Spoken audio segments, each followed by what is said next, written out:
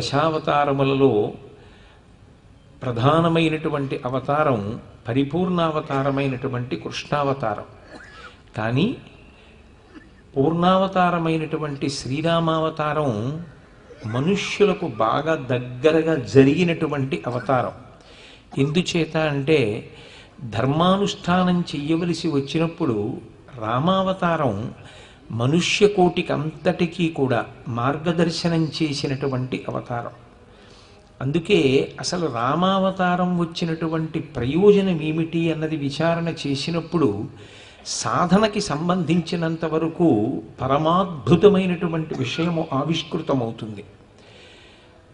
దేవతలందరూ ఒక చోట సమావేశం కావలసి వచ్చింది. మీరు పురాణాలని పరిశీలిస్తే అలా ఎందుకు జరుగుతుంది అంటే, ఏదో పాపభారం పెరిగిపోతే రాక్షసులు దేవతల్ని బాధ పెడుతుంటే, సజ్జనుల్ని బాధ పెడుతుంటే వాళ్ళందరూ ఒక చోట సమావేశమై శ్రీ మహావిష్ణువుకి ఈ విషయం చెప్పుకోవాలి అని తీర్మానం చేస్తూ ఉంటారు. కానీ శ్రీరామాయణ కాలంలో జరిగినటువంటి సమావేశం అందుకు భిన్నమైనటువంటి సమావేశం. దశరథ మహారాజు గారికి పుత్ర సంతానం లేని కారణం చేత పుత్ర సంతానాన్ని పొందడానికి ఆయన యజ్ఞాన్ని ఆశ్రయించాడు. దానికోసమని చెప్పి ఋష్యశృంగుణ్ణి, వశిష్ఠ మహర్షిని మొదలైన వారిని ఆహ్వానించి తీసుకొచ్చి ఆ యజ్ఞం చేస్తున్నారు. ఇష్టింతేహం కరిష్యామి పుత్రియాం పుత్రకారణాత్ అధర్వ శిరసి ప్రోక్తై మంత్రై సిద్ధాం విధానత అంటాడు ఋష్యశృంగుడు. నేను నీ చేత ఒక ఇష్టి చేయిస్తాను. ఆ ఇష్టి చేసినప్పుడు నువ్వు భక్తితో చేసినటువంటి కర్మాచరణమునకు ప్రీతి చెందినటువంటి దేవతలు నువ్వు సంతానమును పొందేటట్టుగా నీకు అనుగ్రహం చేస్తారు అన్నాడు. సరే, ఆ ఇష్టి ప్రారంభమైంది. ప్రారంభమైనప్పుడు అగ్నిముఖంగా ఇచ్చేటటువంటి హవిస్సులను తీసుకోవడం కోసం దేవతలందరూ కూడా వచ్చి సభలో కూర్చున్నారు. అంటే ఒక యజ్ఞం జరుగుతోంది అంటే అక్కడికి దేవతలు వచ్చి కూర్చుంటారు. అందుకే యాగశాలకి ప్రదక్షిణం చేస్తారు. ఆ ప్రదక్షిణ కార్యము చేత దేవతలు తృప్తి పొందుతారు అని. అలా వచ్చి కూర్చున్నప్పుడు తత్ర దేవర్షి గంధర్వాహ, దేవర్షులు, గంధర్వులు, మహర్షులు, ఎందరో పెద్దలు వచ్చి ఆసీనులయ్యున్నారు. దీని కొరకు అంటే భాగం ప్రతిగ్రహార్థం వై, వాళ్ళందరూ కూడా హవిస్సులు ఇచ్చినప్పుడు పుచ్చుకోవడం కోసం ముందుగా వచ్చి కూర్చున్నారు. అలా కూర్చునుండగా చతుర్ముఖ బ్రహ్మగారు వచ్చారు. చతుర్ముఖ బ్రహ్మగారు సృష్టికర్త, ఈ సృష్టిని అంతటినీ కూడా చేసినటువంటి వాడు కాబట్టి ఇంటి పెద్దతో సమానం. ఆయన వస్తున్నారు అంటే ఒక మర్యాద ఉంటుంది. అందరూ లేచి నిలబడ్డారు. ఆయన వచ్చి ఉచితాసనం మీద కూర్చున్నాడు. వాళ్ళు కూర్చున్నారు. చతుర్ముఖ బ్రహ్మగారు కనపడగానే అప్రయత్నంగా వాళ్ళు పడుతున్నటువంటి బాధ బ్రహ్మగారికి మనవి చేశారు. ఏమని అంటే, భగవంత ప్రసాదేన రావణో నామ రాక్షస సర్వాన్నో బాధితే వీర్యఛాసితుం తన్న శక్నుమః. ఓ బ్రహ్మ, మీరు వరాలిచ్చారు రావణాసురుడనేటటువంటి రాక్షసుడికి. మీరిచ్చినటువంటి వరముల వలన అతను అవధ్యుడయ్యాడు. ఎవరి చేత సంహరింపబడడానికి అవకాశం లేదు. మదోన్మత్తుడై అన్ని ప్రాణులను బాధ పెడుతున్నాడు. ఎంత బాధ పెడుతున్నాడు అంటే, భగవంతుని యొక్క సృష్టి నియమములు ఏమున్నాయో ఆ నియమములు ఆయన విషయంలో తారుమారుగా ఉన్నాయి. ఎందుకంత తారుమారవుతున్నాయి అంటే ఆయనకి భయపడి అంత భయపెడుతున్నాడు. భయపెట్టడం, భయపెట్టి సంతోషించడం, భయపెట్టి బ్రతకడం అంగీకారయోగ్యములైనటువంటి విషయములు కావు. ఈశ్వరుడు దానికి ప్రీతి చెందడు. అందుకే నైనం సూర్య ప్రతిపతి వార్ష్వే వాతిన మారుత చిలోర్మిమాలీతం దృష్ట్వా సముద్రోపిన కంపతే. ఆ రావణాసురుడు వచ్చినప్పుడు నైనం సూర్య, ఒకవేళ అది గ్రీష్మ ఋతువు అయితే సూర్యుడు తీవ్రమైనటువంటి ప్రకాశంతో కనపడడం, ఆయన వేడిని వెదజల్లడు. ఎందుకని అంటే దాని చేత రావణాసురుడికి ఆక్రోశం కలిగితే, బాధ కలిగితే ఆయన సూర్యుడినైనా శిక్షించడానికి సిద్ధపడతాడు. అందుకని సూర్యుడు గ్రీష్మ ఋతువు యందు తాను ప్రకాశించవలసిన విధానంలో ప్రకాశించకుండా తన యొక్క వేడిమిని తగ్గించేసుకుంటాడు. ప్రతిపతి పార్శ్వే వాతిన మారుత, గాలి ఆయన పక్క నుంచి వీచేటప్పుడు చాలా జాగ్రత్తగా వీస్తుంది. ఆయనకి ఏ ఇబ్బంది కలగకూడదు, గాలి వెయ్యకుండా ఉండకూడదు, ఎక్కువ గాలి వెయ్యకూడదు. ఆయన మనసు ఎలా వీస్తే రంజిల్లుతుందో అలా వీస్తుంది తప్ప అంతకన్నా గాలి వీచడానికి వీల్లేదు. అంటే వాయువు భయపడి సేవిస్తూ ఉంటాడు ఆయన సంతోషం కోసం. ప్రతిపతి పార్శ్వే వాతిన మారుత చిలోర్మిమాలీతం దృష్ట్వా సముద్రోపిన కంపతే. ఒకవేళ ఆయన సముద్రం దగ్గరికి వెళ్ళి నిలబడితే సముద్రము తరంగములను ఉపసంహారం చేసేస్తుంది. ఎందుకని అంటే కెరటం వచ్చిందనుకోండి, ఆ కెరటంతో పాటు నీరు ముందుకు రావాలి. ముందుకు వచ్చిందనుకోండి, ఒకవేళ రావణాసురుడి పాదాలక నీళ్లు తగిలాయనుకోండి, ఆయన ప్రీతి చెందుతాడో అప్రీతి చెందుతాడో ఎవరికి తెలుసు? ఏమిటి నీళ్లు, ఏమిటి నా పంచ అంచు తడిసిపోయింది, ఏమిటి రావడం ఏమిటి అనుకున్నాడు అనుకోండి, ఆయన సముద్రాన్ని శోషింపచేస్తాడు. అందుకని ఆయన అంటే భయం. ఈ భయానికి కారణం ఎవరు? నువ్వే. వాళ్ళ ఆరోపణ ఎవరి మీద అంటే బ్రహ్మగారి మీద. ఎందుకని మీరయ్యారు అంటే మీరు వరాలు ఇచ్చారు. భగవంత ప్రసాదేన రావణో నామ రాక్షస సర్వాన్నో బాధతే. వాడు వీడు అని ఏం లేదు, అందరినీ బాధ పెడుతున్నాడు. ఇంత బాధ పెడుతున్న వాళ్ళల్లో మేము కూడా ఉన్నాం. ఇవాళ మా అదృష్టవశాత్తు వేరొక ప్రయోజనం కోసం మేమందరం ఇక్కడ సమావేశం అయినప్పటికీ మీరు వచ్చారు. మీకు కాకపోతే ఎవరికి చెప్పుకోం మా కష్టం, అందుకని మీతో చెప్పుకుంటున్నాం. ఈ రావణాసురుడు అనేటటువంటి రాక్షసుడు ఎలా మడిచిపోతాడు అసలు? అప్పుడు తప్ప లోకమునకు భీతి పోవడం ఉండదు. మీరు ఇందులో ఒక విషయాన్ని గమనించాలి. ఆయన పంచభూతములను కూడా బాధపెడుతున్నాడు. అంటే సృష్టి నియమములను ఈశ్వరుడు ఏవి రూపొందించాడో ఆ నియమముల ప్రకారంగా భూతములు కూడా ప్రవర్తించడానికి జంకుతుంటాయి రావణాసురుడి విషయంలో. బ్రహ్మగారి వరముల వలన సంప్రాప్తమైనటువంటి పరాక్రమము, బలము, తేజస్సు, వీర్యము, శౌర్యము ఏమున్నాయో అవి లోకాన్ని బాధ పెట్టడానికి పనికొస్తున్నాయి. అంటే లోకాన్ని బాధ పెట్టడం అంటే అవి ఎందుకు భయపడతాయి? తమ ధర్మాన్ని తాము నిర్వర్తిస్తే ఒకవేళ అది రావణాసురుణ్ణి బాధకి కారణమవుతుందేమో. రావణాసురుడు బాధపడడానికి వీల్లేదు. అందుకే ఎంతో జాగ్రత్తగా పంచభూతములు కూడా ప్రవర్తిస్తూ ఉంటాయి. అంత భయపెట్టి బ్రతుకుతున్నటువంటి వ్యక్తి వలన లోకమునందు ప్రత్యక్షంగానూ ప్రమాదం ఉంటుంది, పరోక్షంగా. ఇటువంటి వారు ఉండడం వల్ల వాడు ధర్మం తప్పినవాడు, బలమును పొందినవాడు, లోకాన్ని భయపెట్టి ఇంత సంతోషంగా ఉండగలుగుతున్నాడు. ధర్మాన్ని పట్టుకుని మనమేం బతుకుతాం, మనమేం సంతోషంగా ఉంటాం అన్న ఆలోచన ప్రబలిందనుకోండి, అది ధర్మమునకు చేటు కలగ చేస్తుంది. లోకంలో ఎప్పుడూ కూడా అధర్మాత్ముడైన వాడు పరమ సంతోషంగా ఉన్నట్టుగా కనపడడానికి వీలు లేదు. ఎందుకని అంటే ఆ నియంత్రణ ఎవరి చేతిలో ఉండాలి అంటే ప్రభుత్వము చేతిలో ఉండాలి. ఇక్కడ ప్రభుత్వం ఎవరు?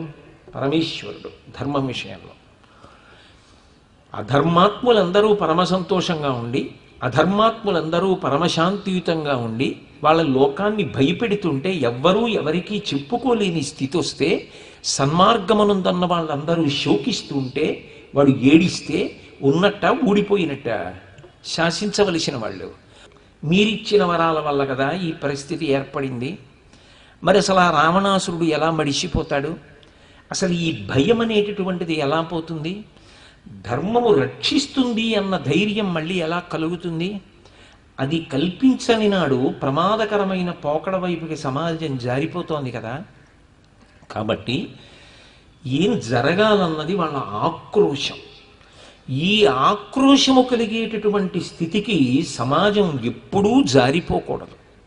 అటువంటి పరిస్థితి, అటువంటి ఉద్విగ్నత, అటువంటి భయానకమైనటువంటి వాతావరణం ఎన్నడూ ఏర్పడకూడదు సమాజంలో. ధర్మమును పట్టుకున్నవాడు రక్షింపబడతాడు అనేటటువంటి భావన బలంగా ఉండేటట్టుగా చూడాలి తప్ప, ధర్మం పట్టుకున్నవాడు నేను ఏమైపోతానో అని భయపడవలసినటువంటి పరిస్థితి ఎన్నడూ ఏర్పడకూడదు. అందుకని బ్రహ్మగారు వెంటనే ఒక మాట చెప్పారు. ఆ రావణాసురుడు గొప్ప తపస్సు చేశాడు. ఆయన తపస్సు చేసినప్పుడు నేను ప్రత్యక్షం అవ్వడం, ఆయన అడిగినటువంటి వరాలు ఇవ్వడం నా వైపు నుండి నాకు ధర్మం. ఎవరి ధర్మం వారికి ఉంటుంది. ధర్మము కర్తవ్యము. తాను చెయ్యవలసిన కర్తవ్యాన్ని తాను నిర్వర్తించడం ధర్మ పరిపాలన. దేవతలకి ధర్మం దేవతలకు ఉంటుంది. ఎందుకనంటే దేవతలు భక్తులు చేసినటువంటి తపస్సు చేత ప్రీతి పొందినప్పుడు వాళ్ళ యొక్క కోరిక తీర్చవలసి ఉంటుంది. ఆయన గొప్ప తపస్సు చేశాడు, వరాలు అడిగాడు, నేను ఇచ్చాను. కానీ దేని చేత అవధ్యుడు మాత్రం కాదు, దేని చేత రావణుడు మరణించడు అన్నమాట మాత్రం లేదు. రావణాసురుడు ఎన్నో విషయాలు అడిగాడు నన్ను, వీటి చేత నేను మరణమును పొందను అన్నాడు. కానీ రామాయణ కాలంలో ఒక అద్భుతం జరిగింది. అదేమిటి అంటే, నేను మనుష్యుల చేతిలో మరణించను అన్న మాట రావణాసురుడు మరిచిపోయో లేకపోతే అడగడంలో ఏదో పొరపాటు పడో అడగడం మానినవాడు కాడు. ఆయన మనుష్య జాతి పట్ల చాలా చులకన భావాన్ని ప్రదర్శించాడు. నేను వీళ్ళ చేతిలో మరణించను, వీళ్ళ చేతిలో మరణించను, వీళ్ళ చేతిలో మరణించనని చెప్పి జాబితా చెప్పినవాడు చివర ఒక మాట అన్నాడు, తృణభూతాహితే మన్యే ప్రాణినో మానుషాదయ అన్నాడు ఉత్తరకాండ. తృణం గడ్డి పరకతో సమానం మనుష్యులు, మళ్ళీ వాళ్ళ చేతిలో చావకూడదని నేను వరం ఒకటి అడగనా నిన్ను అన్నాడు. అంటే మనుష్యుల చేతిలో నేను మరణించకూడదు అని వరం అడగకపోతే పోన్లేండి వదిలేయచ్చు. కానీ ఆయన మనుష్య జాతిని అంత తక్కువ చేసి మాట్లాడాడు. యథార్థమునకు అన్ని ప్రాణులలోకి ఉత్కృష్టమైన ప్రాణి ఏది అంటే నరుడే. ఎందుకని అంటే వెన్నుపాం అడ్డంగా ఉన్నటువంటి ప్రాణులు ఉత్తమ కర్మలు చేయగలిగినటువంటి అధికారమును పొంది ఉండవు కనుక వాటికి బుద్ధి, శాస్త్రము, గురువు, కర్మ, అనుష్ఠానము ఇటువంటివి అన్వయము కావు కనుక ఉత్తమ గతులను పొందలేవు. ఇక దేవతలు తాము చేసినటువంటి పుణ్యము అయిపోయే వరకు స్వర్గలోకంలో ఉంటారు. పుణ్యం అయిపోగానే కింద పడిపోతారు. క్షీణే పుణ్యే మర్త్యలోకం విశంతి. కానీ మనుష్యుడు పుణ్యములు చేసుకుని స్వర్గాది లోకములకు వెళ్ళగలడు.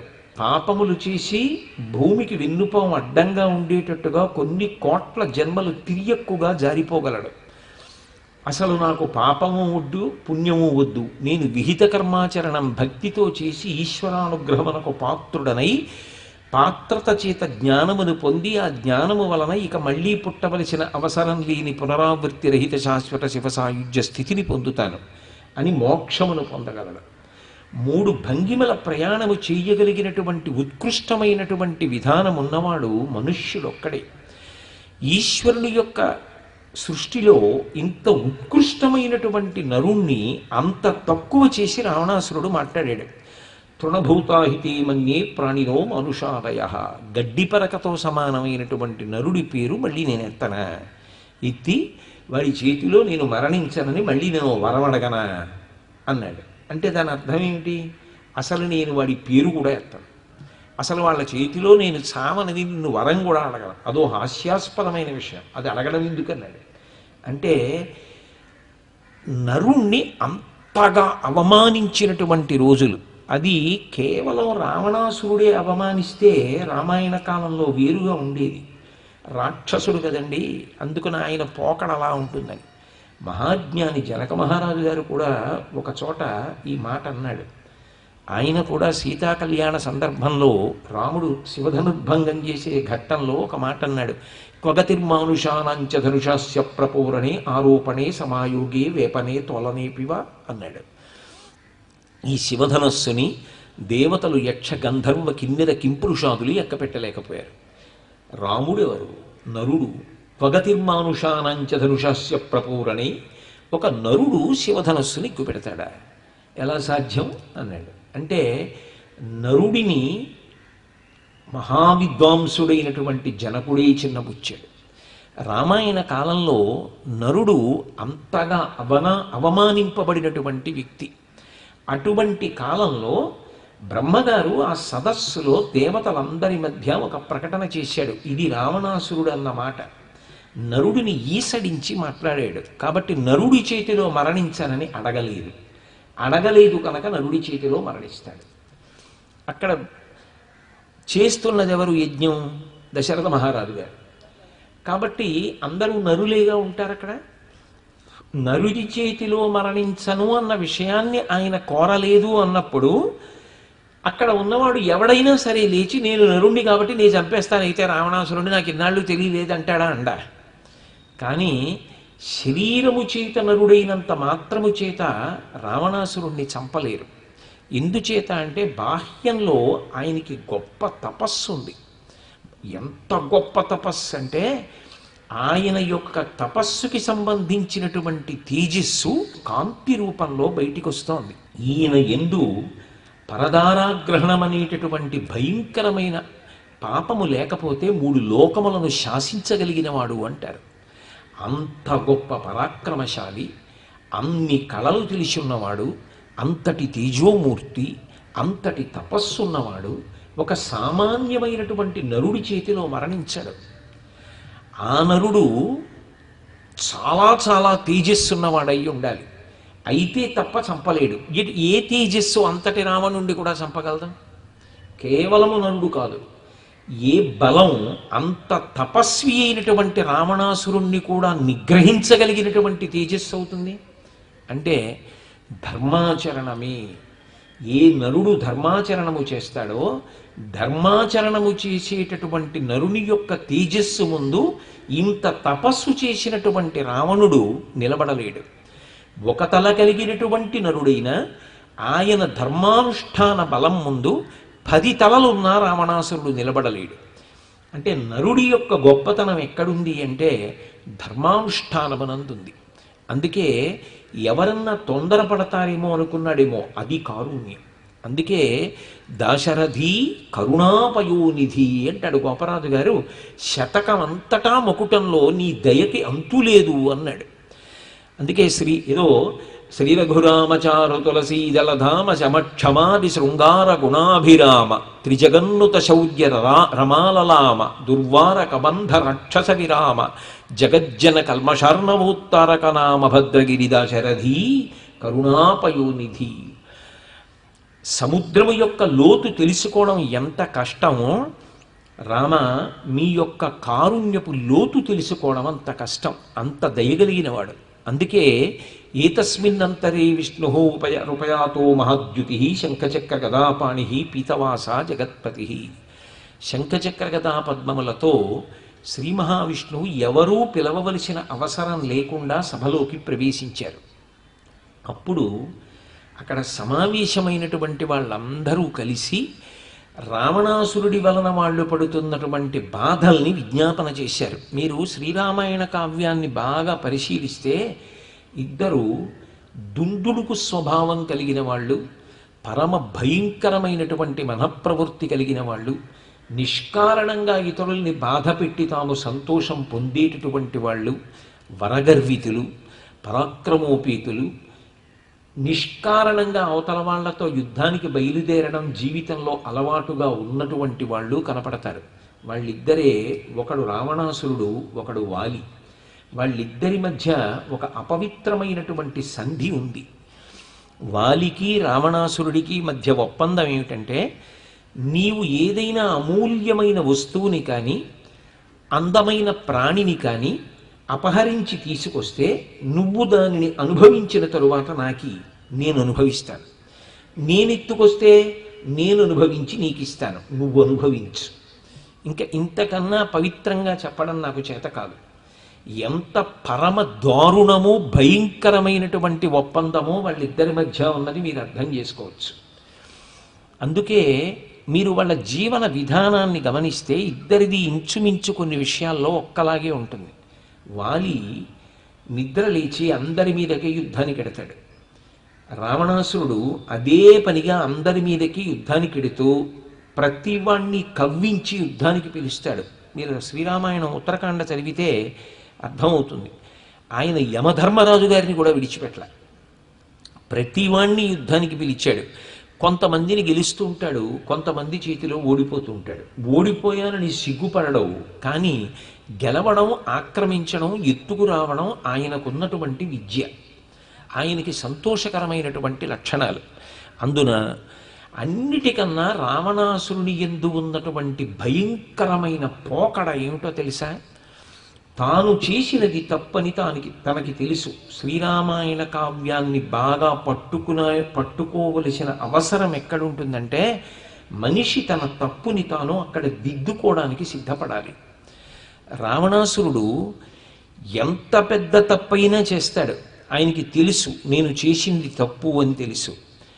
తాను చేసినది తప్పు అని తెలిసి కూడా అది తప్పు కాదు అని వాదించడానికి అందరికన్నా ముందుంటాడు. తన తప్ప కాదా, అవతల వారు తన వలన కించిత్తైనా బాధపడ్డారన్నప్పుడు మీరు ఒకవేళ బాధపడి ఉంటే నేను క్షంతవ్యుణ్ణి అనడం పెద్దరికం, మనసుకి ఉండవలసిన ఆర్ద్రత. తప్పు చేసి కూడా వాదించడం దారుణాతి దారుణమైన విషయం. మీకందుకే రావణాసురుని యొక్క జీవితాన్ని గమనిస్తే ఆయన తప్పు పనులు చేయడంతో ఆగడు, ఇది తప్పు కాదని వాదిస్తూ ఉంటాడు. ఇది ప్రత్యేకించి